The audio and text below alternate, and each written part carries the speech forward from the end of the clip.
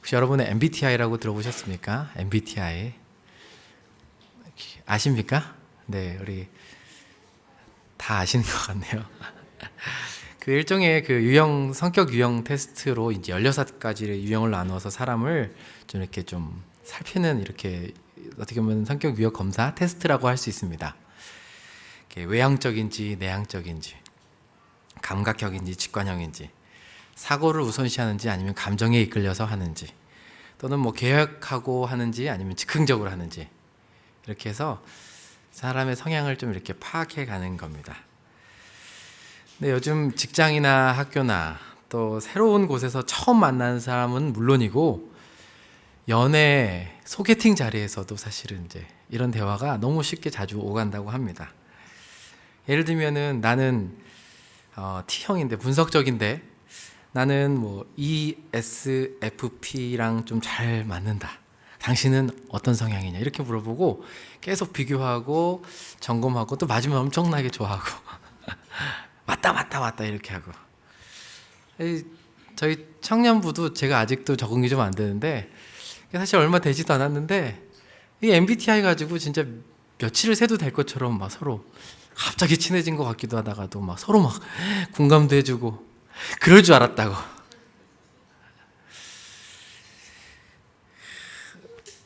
그래서 참 알아가는 방식이 참 요즘 세대가 또 달라졌다 이렇게 생각해 보기도 하다가, 여러분 혹시 그거 아십니까?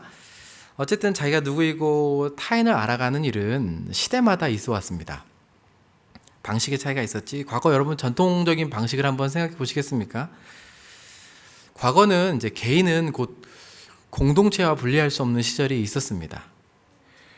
좋던 좋지 않던 간에 한 사람을 알아가는데 무엇을 먼저 봤냐면 그 개인의 성향이나 성격을 알아가기보다 뉘집 자식인지 가문을 살펴보는 문화와 시대가 있었습니다. 누구 집 몇째더라, 누구 집안의 며느리로 왔다더라. 그러면 사실은 뭐 굳이 다른 설명이 필요가 없었던 그런 시대가 있었습니다.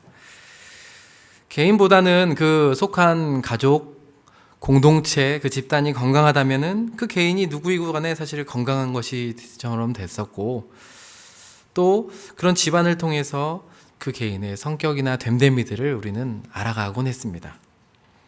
그것뿐만이 아니라 여러분 혹시 관상 들어보셨습니까? 예전에 이런 방식이 있었던 것 같아요. 제가 이상형 중에 하나가 귀가 큰 여자였는데요. 귀가 크면은 옛날 어른들이 뭐라고 하셨는지 아세요? 귀 크면은 오래 산다고. 오래 살고. 눈이 크면은 어떻습니까? 뭔가 좀 빨리 죽진 않고 겁이 많거나 뭐 감기 잘 걸린다고, 뭐 이런 얘기들도. 그러니까는 예전에도 한 사람의 성향과 또 이렇게 알아가는 과정이 사실 방식이 있었어요. 그리고 이제 뭐 저는 MZ 세대는 아니지만 X 세대지만 저희 때는 이제 주로 이제 혈액형 통해서 막 B형이었어 막 뭐 칭찬도 부정도 아니지만 뭔가 이렇게 그럴 줄 알았어, 트리플 A형이었구나, 뭐 이런 식으로 판단하기도 하고 소개하고 이해하려는 시도들이 있었습니다. 근데 특별히 최근에 한 기사가 왜 요즘 특별히 MZ세대가 MBTI를 열광하는가, 이것들을 통해서 서로 알아가는가 이유를 찾아봤더니, 자기와 타인을 더 이해하고 싶은 욕구가 많은 세대라고 합니다. 특별히 처음 만난 사람들끼리라도 이 MBTI 공유를 통해 가지고 정말 설명도 없이 자기를 소개할 수도 있고 타인을 이해할 수 있는 도구가 되었다고 합니다. 예전처럼 뭐 오랜 시간을 두고 알아가고 활동하고 이렇게 해서 사실 어떤 성향인지 파악하는 것이 아니라, 조금 더 정말 시간을 절약하고 초스피드로 그냥 어떤 성향이야? ENFJ야. 그렇구나. 끝. 이렇게 요즘 젊은 사람들은 알아가기 위한 욕구들이 크다고 합니다.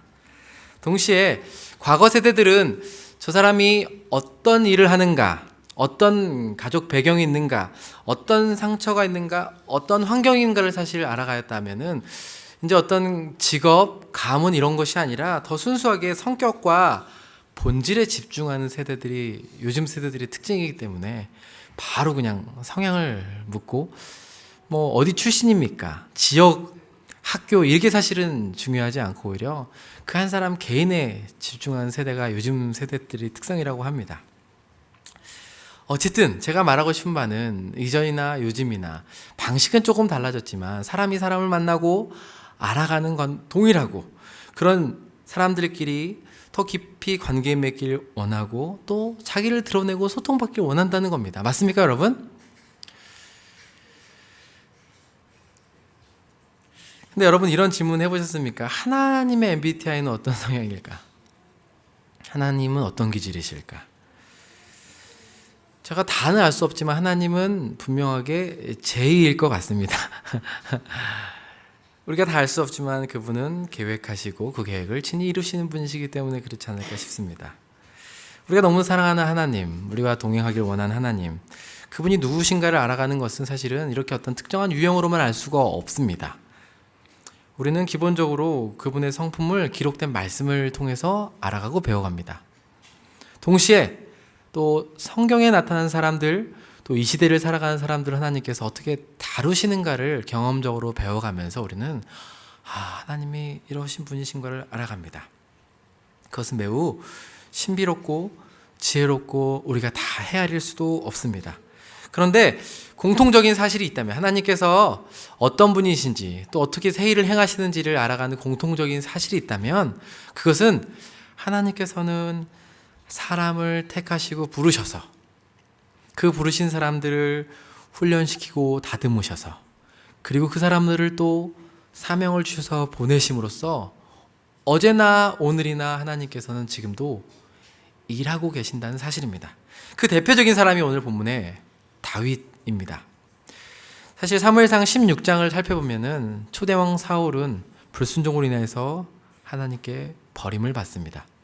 여러분, 16장 이후에 다윗은 새로운 왕으로서 기름 부음을 받는 장면이 나옵니다. 그리고 그 후에 다윗의 인생이 어떻습니까? 블레셋 장군 골리앗과 전쟁에서 승리하고 그 명성을 떨칩니다.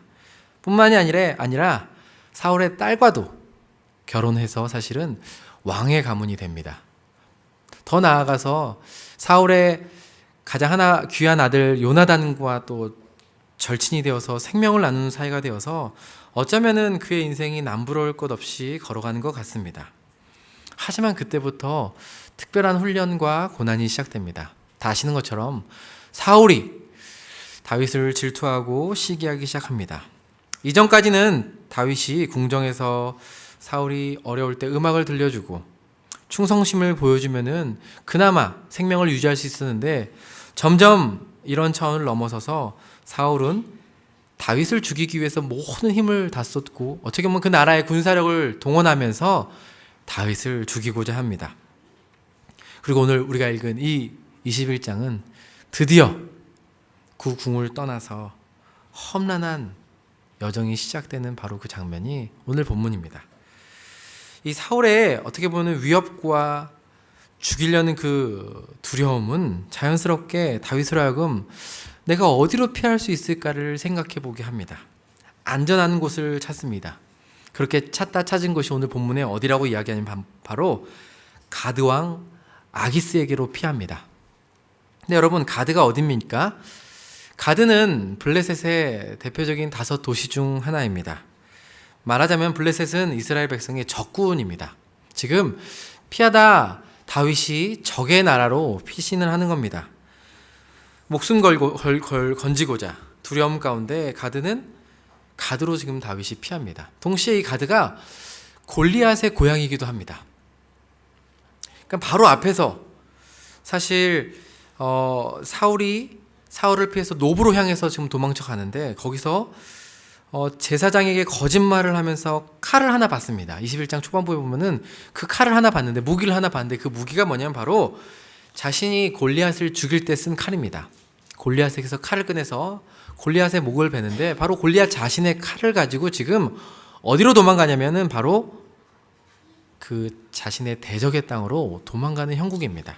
그러니까 정리해 보면은 사울이 자신을 죽일 것에 대한 두려움 가운데 목숨 건지고자 살려고 피한 곳이 바로 대적의 땅이고, 블레셋 입장에서 보면은 자신의 최고의 장수를 죽인 원수가 나타나는 거고, 그 손에는 무엇이 쥐어져 있습니까? 바로 골리앗을 죽일 때 쓰던 그 칼을 쥐고 피신을 하는 겁니다. 그렇게 다가오는 다윗을 보면서 여러분, 블레셋 사람들이 어떻게 생각했겠습니까? 블레셋의 자랑이고 정말 막강한 장수였던 골리앗을 죽인 그 이스라엘의 왕 다윗이 스스로 걸어오다니, 심지어 그의 손에는 골리앗을 죽일 때 들고 있던 칼을 가지고 들어오다니, 그러니까 여론이 잠잠할 리가 없겠죠.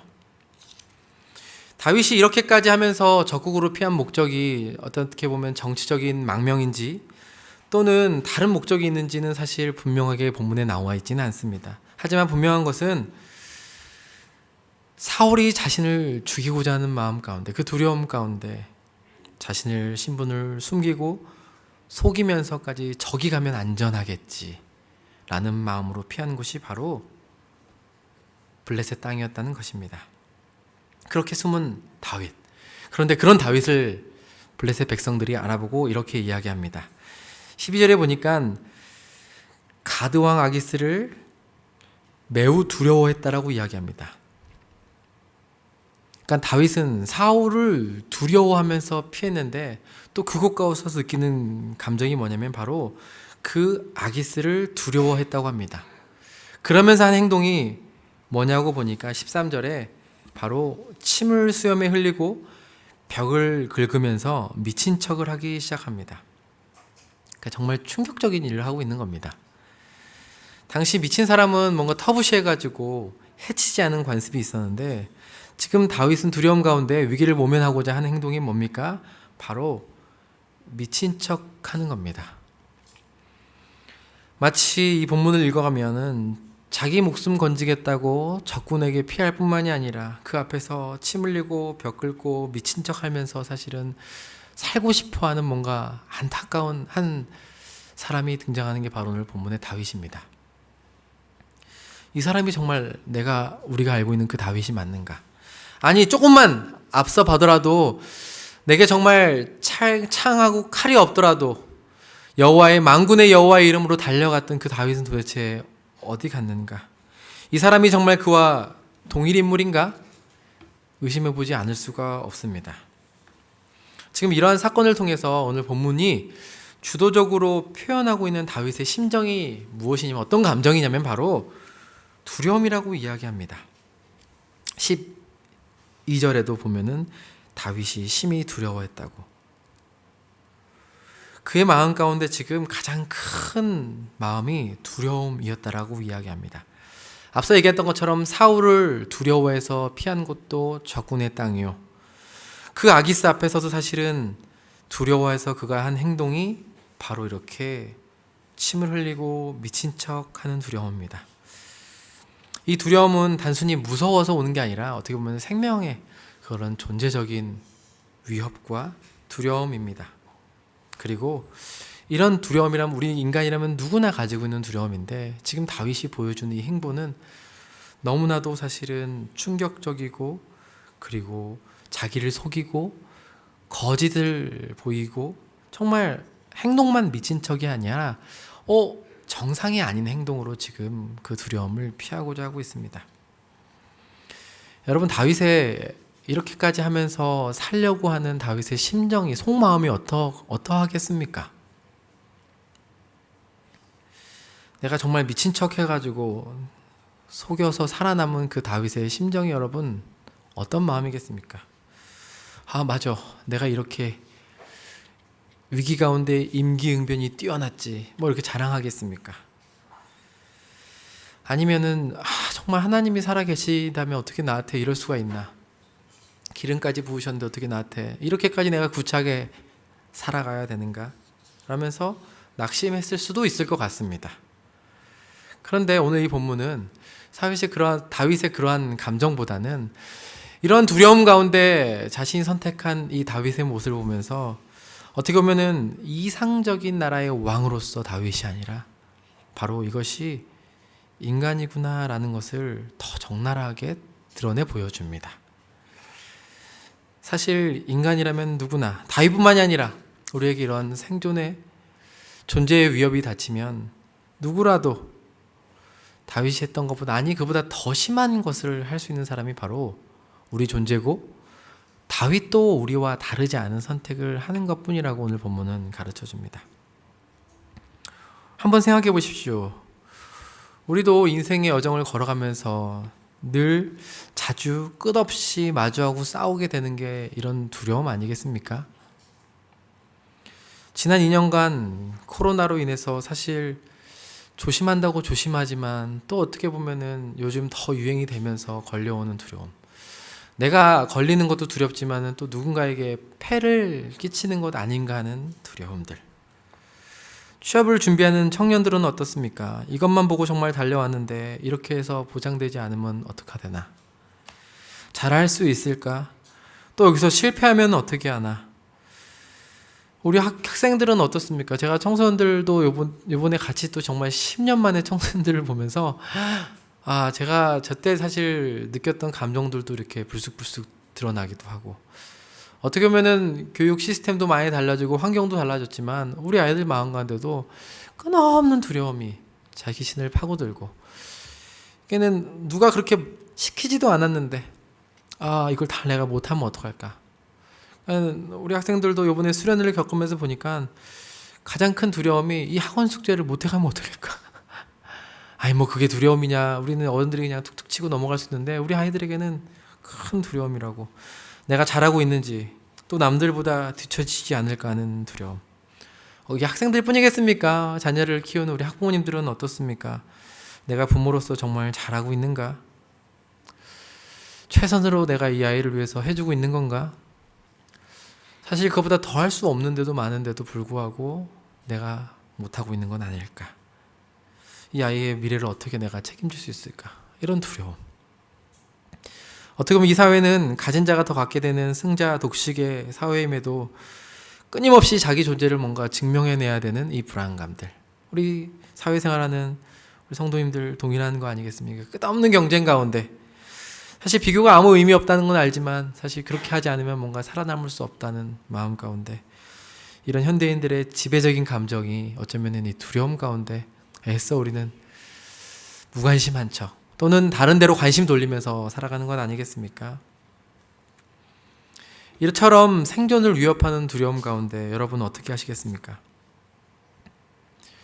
다윗이 사울을 두려워해서 아기스에게로 가고, 거기가 안전한 줄 알고 갔더니 또 거기도 아기스가 두려워서 미친 척하면서 스스로 속이고, 그러면서 또 안전한 곳을 찾아가는 게 사실은 우리 인생이 크게 이 다윗과 다르지 않은 것을 보게 됩니다.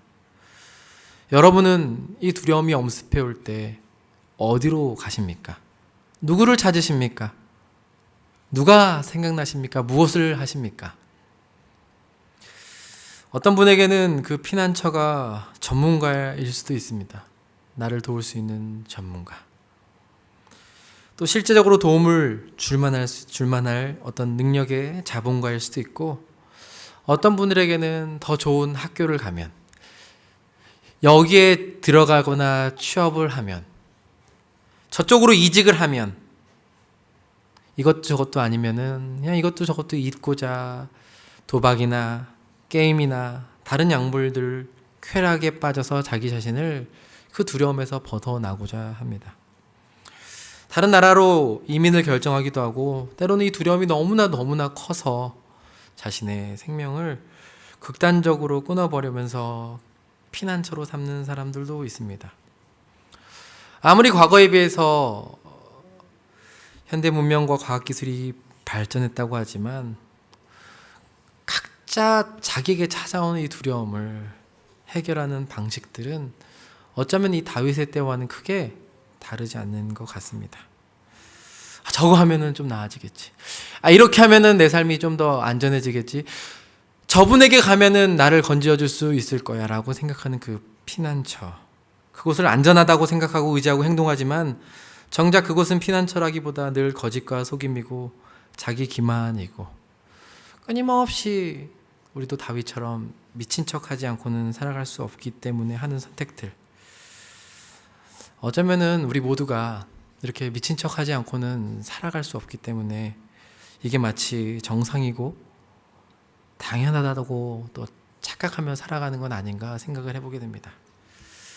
사실 이 두려움을 우리가 정직하게 대면한다는 것은 큰 용기가 필요합니다. 제가 작년 한 해 이렇게 조금 쉼을 가지면서 귀한 분을 만나서 강의를 듣게 되었는데, 그분은 선교사님이신데 선교 여행을 갔다가 이란에 이제 여권을 확인하면서 이란에 투옥이 되는 경험을 했던 선교사님이십니다. 약 2주간의 미국인이라는 이유로 이제 2주간의 투옥이 되었다고 이야기하는데, 가자마자 이제 스파이로 오해를 받고 거기서 처음부터 이제 주먹으로 치고 구타하고 눈을 가리고, 그러니까는 그곳에서 사실 자기가 2주에 정말 1분 1초가 너무나 견디기 힘든 두려움이었다라고 이야기합니다.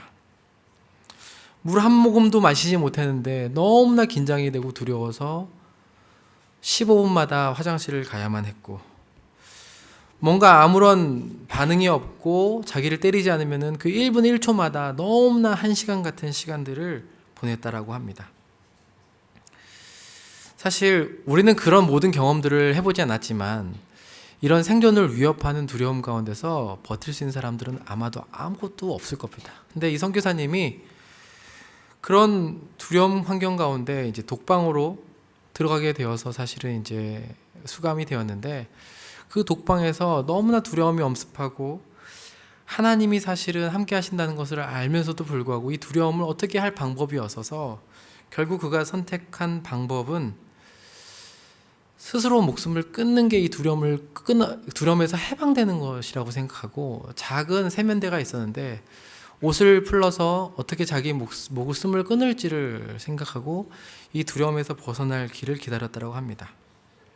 그리고 자기 목을 세면대 한 곳과 저기에 묶어서 이 물을 채우고 여기에다가 다른 수건을 넣어서 물이 가득 차게 한 다음에 자기의 목을 이렇게 잘 매듭져서 나오지 못하게 한다면 자신이 이 두려움에서 해방되고 영원히 행복해질 거라고 사실은 했다고 했다고 합니다.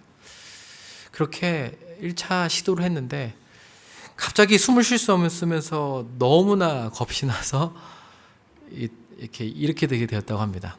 두 번째도 수건을 묶는 것조차도 이제는 두려워서, 심지어는 세 번째, 네 번째 모두 실패하고 드디어 마지막에 그 수건을 묶고 숨을 쉴 수 없게 됐는데, 그 순간에 무슨 생각이 들으니까 숨을 쉴 수 없어서 미칠 것 같았다라고 합니다. 정말 죽으려고 했는데 어떻게 보면은 정상적이 않은 행동들을 하는 거죠. 선교사님이 그 두려움 가운데 이 선택한 행동이 이거밖에 없었는가? 정말 누가 봐도 이건 미친 짓 아닌가? 근데 자기가 봐도 이해할 수 없었지만 그 안에 자기의 믿음은, 하나님은 전혀 없고, 이런 속삭임 가운데 마지막으로 필사적으로 사실은 죽으려고 했는데 정말 숨을 쉴 수 없게 되자 필사적으로 매듭을 풀고 머리를 밖으로 꺼내서 너무나 수치심 가운데 자신을 보면서 펑펑 울었다라고 합니다. 그래도 명색이 선교사인데, 목숨을 내놓고 복음을 전하겠다고 하는 선교사인데 지금 내가 하는 자신을 보니까 너무나 사실은 볼품먹고 수치심 가운데 울었다라고 합니다. 근데 여러분, 이것이 이 선교사님만의 고백이겠습니까? 모습은 다르지만 우리 일상 가운데 뭔가를 선택해야 될 때 우리 역시 스스로를 타협하면서 하는 행동들이 가만히 보면은 미친 짓일 때가 더 많지 않습니까? 여러분, 이러한 다윗의 그리고 우리 인생 가운데 하나님께서는 무엇을 하고 계신 걸까요? 왜 하나님은 아무런 말씀이 없는 것 같을까요? 여기에 여러분, 하나님의 일하심에 대한 신비가 숨어 있습니다. 여기에서 여전히 하나님께서 일하고 계심을 우리는 보게 됩니다. 여러분, 하나님께서는 다윗의 이 존재를, 우리의 존재를 위협하는 이 두려움 가운데 그 궁극적인 원인을 제거하심으로 문제를 해결해 주실 수도 있으시지만 그렇게 하지 않으십니다. 정말 미친 사울을 죽여버림으로써 그 일을 해결해 버릴 수 있지만 그렇게 하지 않으십니다. 우리에게 두려움을 가져다주는 궁극적인 문제를 한 방에 해결하실 수 있는데 그렇게 하지 않으신다는 말입니다. 오히려 하나님께서는 그 두려움 가운데 다윗이, 그리고 우리가 스스로 지혜롭다고 생각하고 할 수 있는 모든 것들을 하도록 허용하십니다. 그렇지 않습니까, 여러분? 정말 그것이 미친 듯이 뭐든 간에 우리가 할 수 있는 모든 것들을 하도록 허락하십니다. 다윗은 요나단에게도 피해봅니다. 성소가 있었던 노베 제사장에게도 찾아갑니다. 내가 칼이 있으면 안 잘할 것 같아서 거짓말로 칼도 손에 줍니다. 심지어는 이스라엘 대적 블레셋에게도 피하는 게 다윗 아닙니까?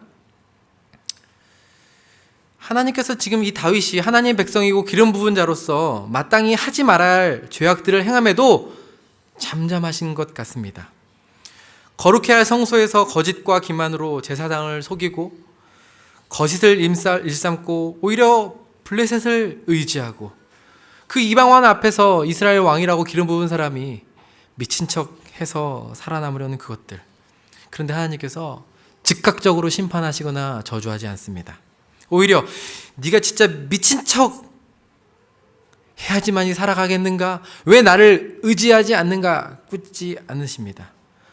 오히려 이 아기스는 신하들에게 뭐라고 이야기합니까?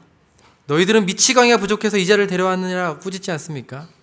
그러니까 지금 다윗이 미친 척해서 산 것이 아니라 하나님께서 아기스의 눈을 가리우셔서 살게 하신 것 아닙니까? 하나님께서 이런 다윗의 모든 시도들을 허용하시고 허락하심으로써 지금 하나님의 일하심의 그 뜻이 무엇인지 아십니까?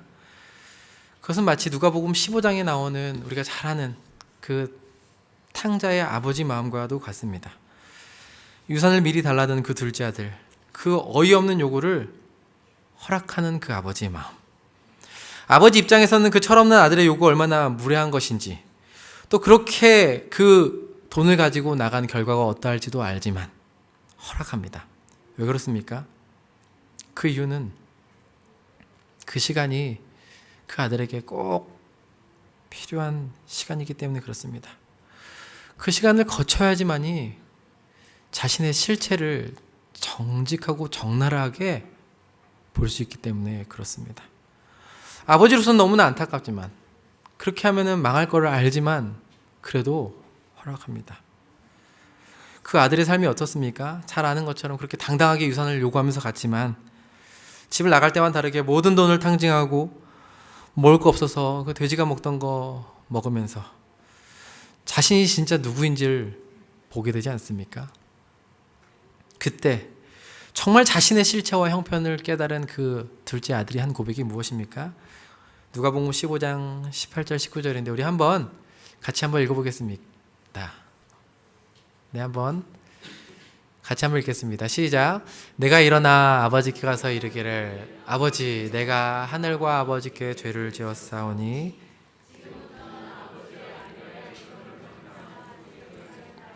나를 품꾼의 하나로 보소서.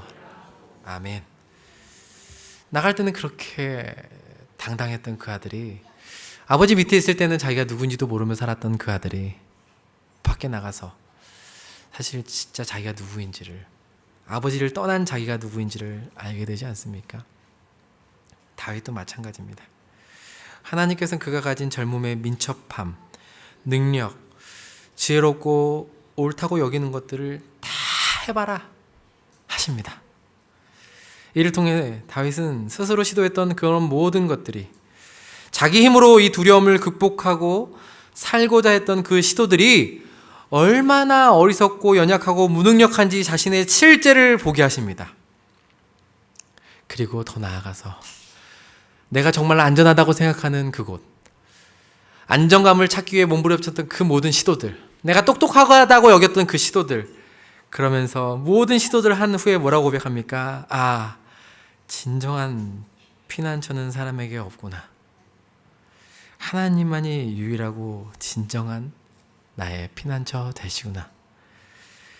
주님께 피하는 자가 복되구나. 이거를 깨닫게 되는 것 아니겠습니까? 하나님께서는 이것을 깨닫게 하시기 위해서 어쩌면 이 다윗에게, 너무나 사랑하는 다윗에게, 우리에게 이러한 것들을 허용하십니다.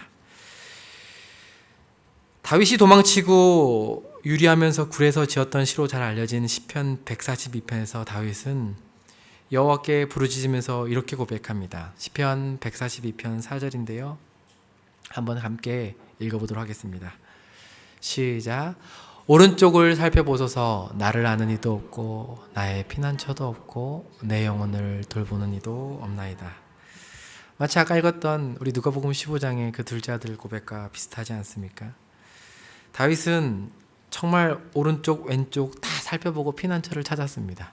요나단도 의지해보고 제사장도 의지해보고 심지어 적국 앞에서 미친 척도 해보고 그렇게 해서 자기 한 몸 의지해보려고 어떻게 해봤지만 세상 어디에도 그런 피난처가 없다는 것을 깨닫습니다. 그리고 이어진 고백 들어보시겠습니까? 바로 다음 절인데요. 시편 142편 5절입니다. 또 함께 읽어볼까요? 시작.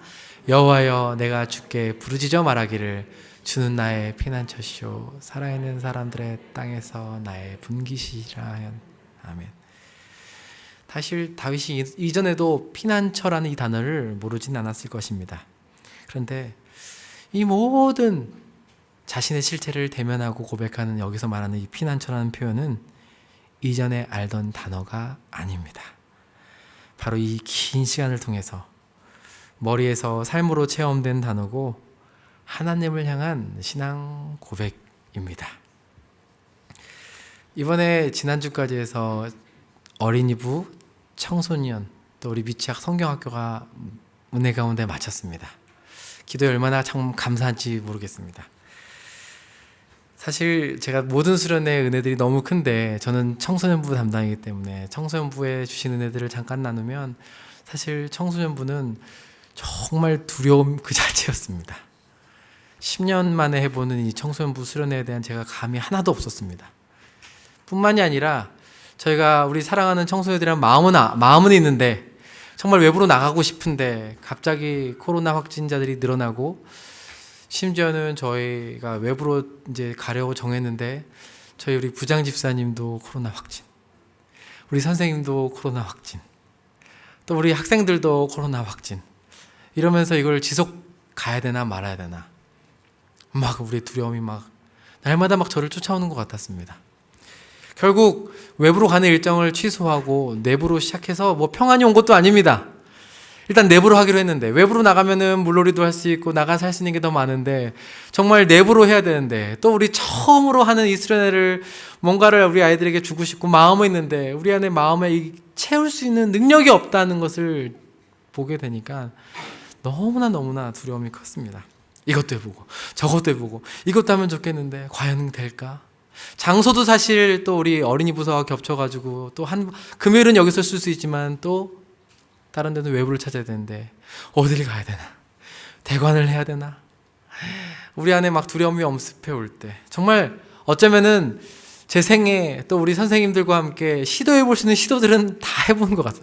다 들어보고 찾아보고 전화해보고 그런데 정말 기가 막히게 우리가 또 준비한 대로 이렇게 하게 되고 진행하게 되고 정말 마무리까지 하게 됐습니다. 근데 여러분 그거 아십니까? 수련회를 마치고 나서 우리 선생님들이 한결같은 고백이 뭔지 아십니까? 그래, 우리가 이런 어려운 상황에서도 우리의 기질을 발휘해서 할 수 있는 모든 아이디어를 동원해서 최선을 다해서 잘 해냈다 이게 아니라 우리는 진짜 준비하고 어떻게 이렇게 연결될 수 있을까 상상도 못했지만 우리는 이 프로그램을 기획하면서 한 3 정도? 5 정도의 은혜를 기대했는데 하나님께서 우리에게 부어주신 그 은혜는 50, 80 아직도 저는 우리 아이들이 여기서 특송했다는 게 믿기지가 않습니다. 정말 기대할 수도 없었고 기대하지도 않았던 그 일들.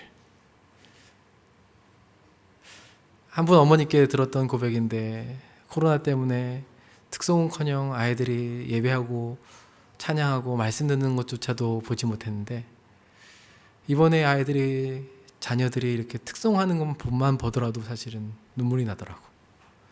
그 우리가 준비해서 한 거라고 누가 자신 있게 말할 수 있겠습니까? 다른 사람은 뭐 준비를 잘했다고 말할 수도 우리 사실은 정직하게 저는 또 우리 교사 선생님들은 다 알죠. 우리의 지혜가 아니라 우리의 수고가 아니라 하나님의 은혜였다는 것을 말입니다. 어쩌면 여러분 가운데서도 이 죽을 것 같은 두려움이 엄습해오고 반복적이고 끝없는 터널 가운데 하나님은 부재하신 것 같고 마음에 어찌할 바 몰라 불평과 원망 등으로 채우고 계신 분 계십니까? 너무나 그 침문과 부재가 길어서 내 지혜와 능력과 경험을 의지해서 무언가를 하지만 늘 더 불안해하고 더 두려우면서 평강이 없으신 분들 계십니까? 하나님의 역사가 지금 당장 눈앞에 보이지 않고 느낄 수 없지만 여러분, 지금 하나님께서도 이렇게 다윗을 다루어 가시는 것처럼 여러분을 그리고 우리를 하나님의 사람으로 빚어 가신다는 것을 여러분 볼 수 있게 되기를 바랍니다. 정말 하나님께서 기적적으로 초월적인 능력으로 내 삶에 개입하셔서 해결하실 수 있을 수도 있지만 오히려 하나님께서는 사랑하는 자녀이기 때문에 우리에게 자유를 주시고 할 수 있는 것들을 다 해보도록 하십니다. 심지어 우리의 연약함과 실수조차 사용하셔서 우리 자신을 보게 하십니다. 그리고 자발적으로 주님 제가 다 해봤는데 주님 정말 주님만이 나의 유일한 피난처고 큰 도움이십니다 라는 고백을 이끌어내기 위해서 주님도 지금도 일하고 계신다는 사실입니다. 아멘. 여러분 이렇게 일하시는 주님을 볼 수 있게 되기를 바랍니다. 지금도 하나님께서 여전히 우리 가운데, 우리 교회 공동체 가운데 일하고 계십니다. 우리의 방식과 우리의 생각과 조금은 달라도 오히려 하나님께서 연약한 우리 가운데 찾아와 주시고 오래 참으시고 기다려 주심으로 또 이 교회를 세워가 계심을 믿을 수 있게 되기를 바랍니다.